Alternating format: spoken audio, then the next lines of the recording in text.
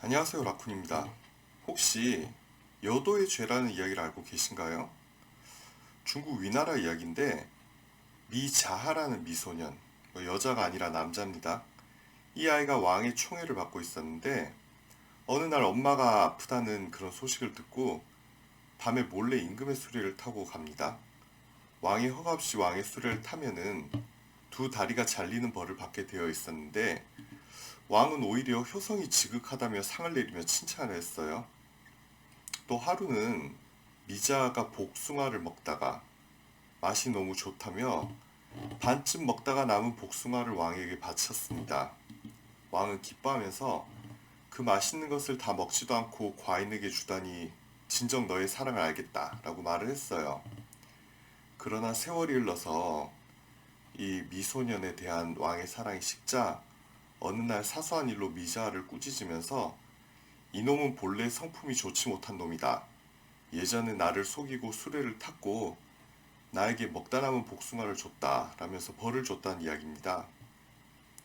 현대 민법에 신의 성실의 원칙이라는 것이 있습니다. 로마법의 기원을 두고 있는데요. 우리 민법의 근간을 이루는 원칙일 뿐만 아니라 상법과 공법, 그러니까 예를 들어 행정법에서는 신뢰 보호의 원칙이라는 그런 모습으로 또 보여지고 있는 거의 모든 법률 행위에 적용되는 원칙입니다.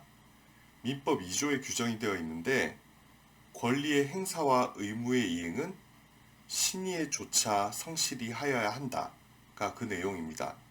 그러니까 이게 권리에 대해서만 이야기하는 것도 아니고 의무에 대해서만 이야기하는 것도 아니라 권리와 의무의 균형에 대한 이야기를 하는 것이죠. 왜 이런 이야기를 하느냐? 오늘 뉴스를 보니 자기의 유전자를 가지지 않은 아이들을 친자녀로 인정한다라는 대법원 판결이 나왔더라고요. 정리를 해보겠습니다. 부부가 있었는데 아이가 둘이 있었어요. 첫째는 둘의 동의하에 다른 남자의 정자로 인공수정을 하여서 낳았고요. 둘째는 여자가 다른 남자와의 관계로 낳아서 친자식으로 알고 출생신고를 한 겁니다. 이후 남자는 자신의 아이가 아닌 줄 알았지만 오랫동안 아버지와 아들, 부자 관계를 맺으면서 그렇게 지내오게 돼요.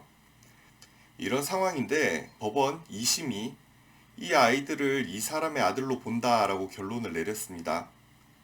대법원도 오늘 2심이 옳다고 이야기를 했고요.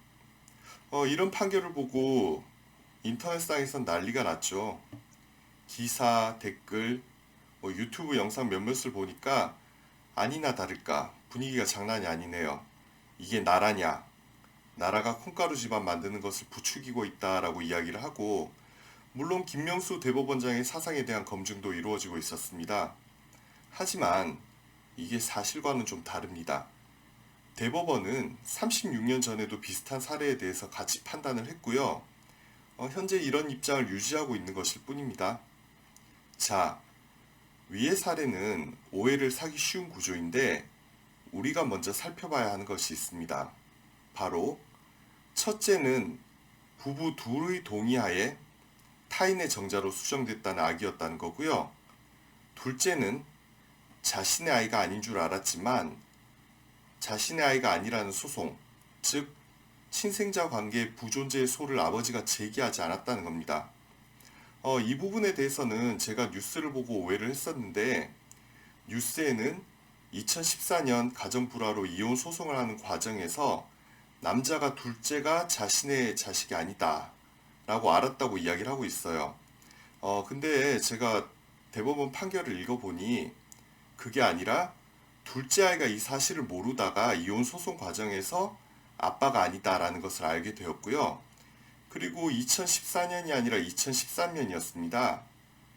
추가로 대법원 주문을 읽어보면 2008년 둘째 아이가 5학년 정도 되었을 때 병원 검사로 자신의 아이가 아니라는 것을 남자는 알았다고 보고 있습니다. 파이낸셜 뉴스는 이 부분을 꼭 수정을 해주시기 바랍니다.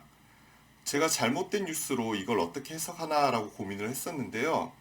그냥 원칙으로 돌아가면 될 것 같아요. 그러니까 우리 법의 근간을 이루고 있는 원칙이 그대로 적용되었음을 볼 수 있습니다. 신의 성실의 원칙 말입니다.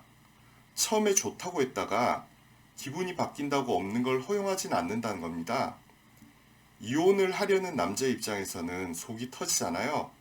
무슨 일이라도 하려고 하는 게 맞아 보이지만 자식으로 인정하고 받아들이고 또 아버지로 대해줌으로써 부자관계가 확립되어 있는데 갑자기 아버지의 변심으로 자식들이 자식으로 인정받지 못하고 내쳐진다면은 그 아이들의 입장에서도 이게 환장할 노릇 아니겠어요? 어쨌든 이제 결론으로 가겠습니다. 언뜻 보면 콩가루 집안으로 만드는 것처럼 보이는 판결이 사실은 사실로 확립된 법적 관계를 안정적으로 보호하는 것일 뿐입니다. 그러니 김명수 대법관을 위시한 법원에 대한 비난을 계속하기보다는 아버지의 변심으로 낙동강 오리알이 되어버릴 뻔한 아이들의 지위가 계속 유지되는 게 다행이다 라는 관점으로 이번 판결을 보시는 게 맞는 것 같습니다. 감사합니다. 라쿤이었습니다.